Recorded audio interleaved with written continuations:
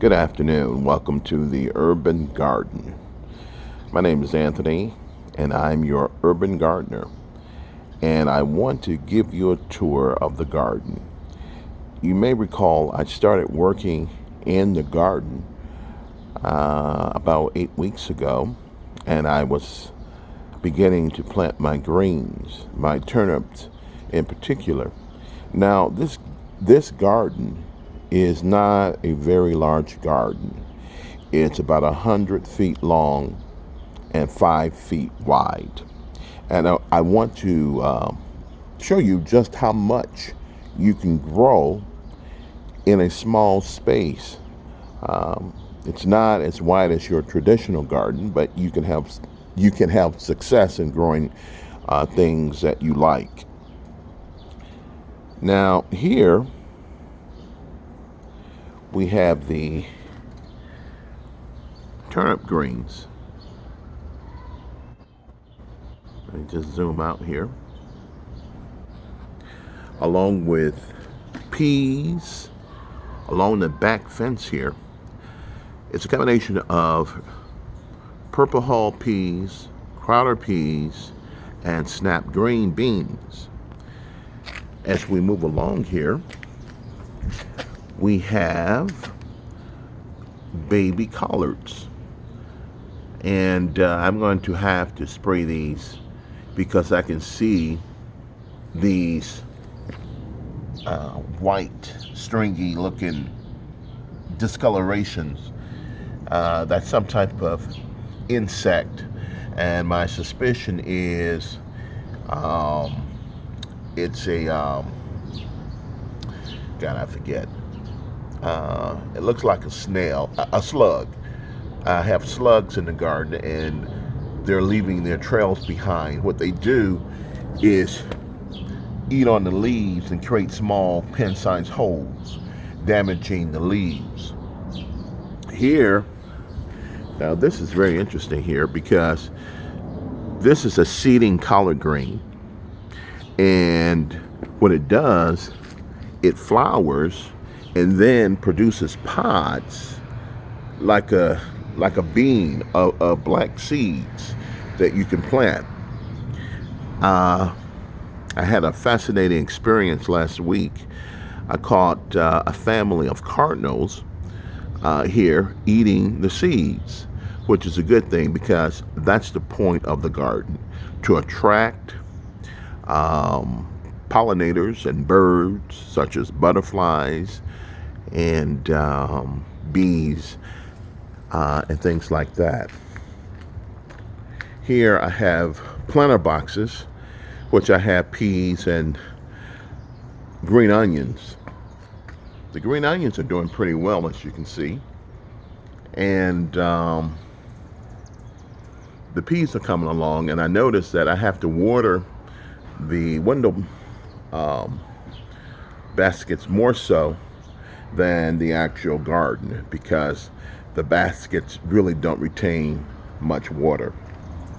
So as we move along here, I have another batch of collards, and again I'm finding the pin-sized holes that's being perpetrated by these slugs, but I have something for them later. And these are my mustard greens. I love mustard greens, and they're doing pretty well.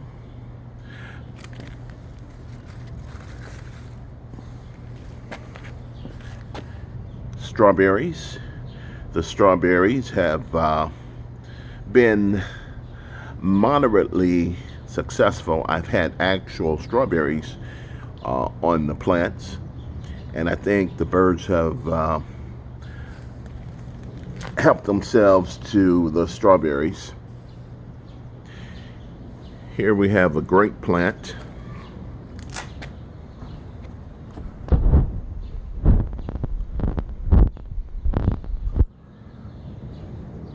And it's beginning to run along the fence. We've got cabbage.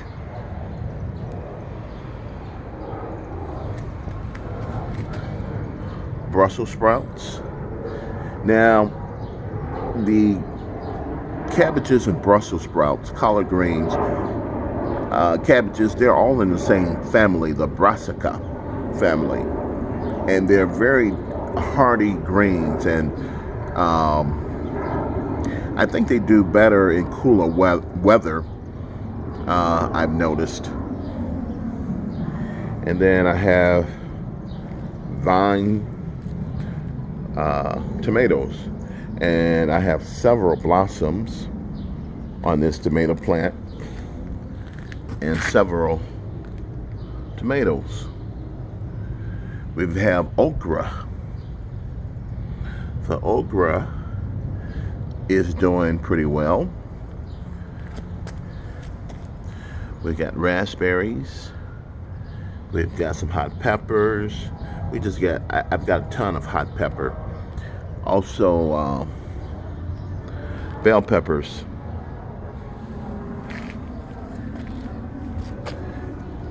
Purple basil. It really smells good. I love the smell of basil. And then we have the typical green basil. We have more turnips, collards. Now these collards are interesting because they have a purple stem. They don't have your typical green stem. They have purple stems. And then I've got more mustards. We have corn. The corn is really growing. It seems to be growing about, I don't know, 2 feet a day, pretty much. I had to prop them up with stakes because the wind was blowing so hard the other day, it just toppled all the corn over to one side. And I have more greens, more peas.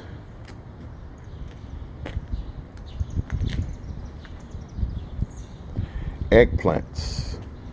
The eggplants are doing pretty well. I've got blossoms on the eggplant. So I won't have to buy any eggs for a while. That's a joke. And then I have more pepper. I have green onions. I love fresh green onions. And then I've got some baby basil actually growing from a seed here. Okay.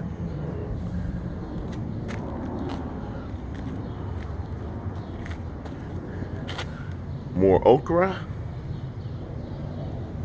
Now this is an interesting plant. This bush here,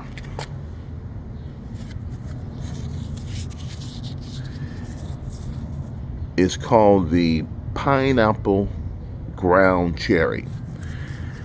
What it does, it produces a fruit in a husk that is an actual cherry.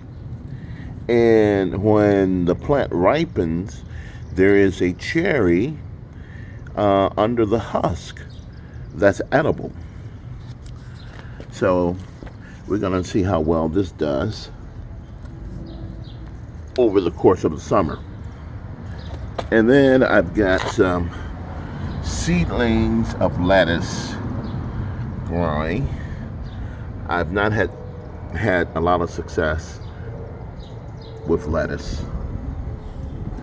Then as we move along here, more greens, okra, and this is a bush of crowder peas. The crowder peas grow slower than the snap beans. I've actually got beans on the plant of the snap beans, and I don't even have blooms on the peas yet. And here's a look at the blossoms on the snap beans.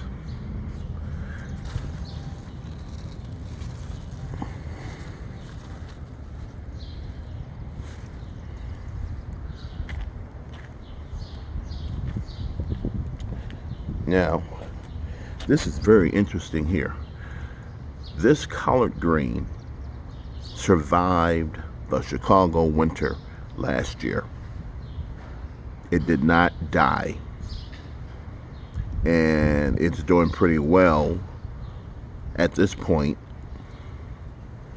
I've had several of my greens last throughout the winter, which is very interesting.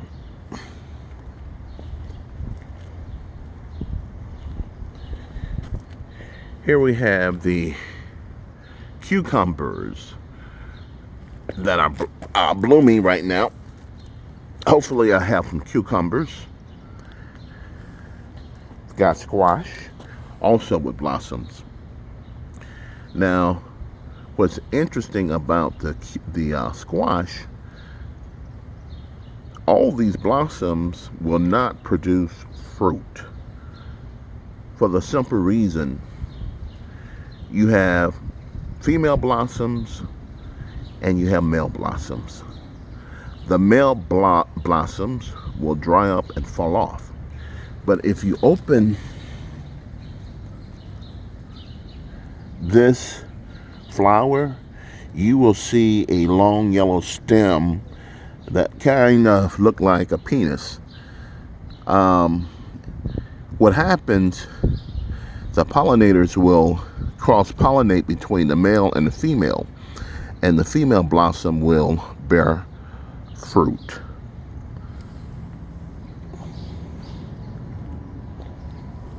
Here's another squash.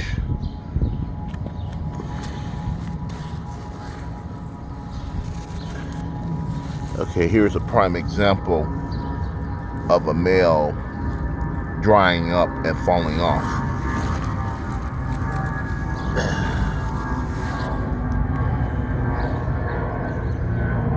So hopefully out of the bottom blossoms there's a female.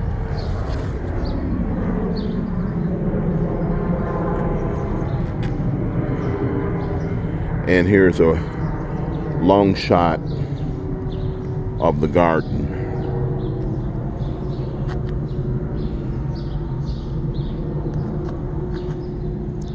So it's about 100 feet long and 5 feet wide. So you don't need much space to have a decent garden, especially when you live in a city like Chicago.